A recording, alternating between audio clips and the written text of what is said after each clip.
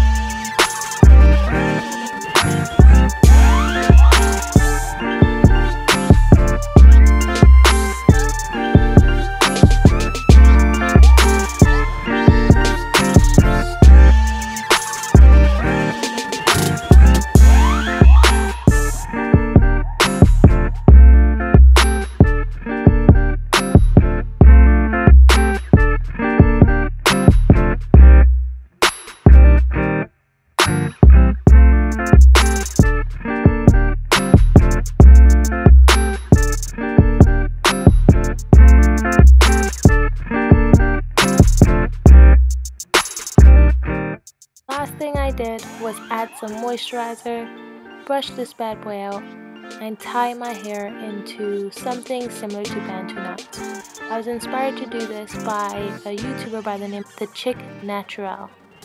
However, after tying the knots and dipping into hot water, it did not turn out how I expected. And that's when I noticed I used chunky twist and not Marley twist.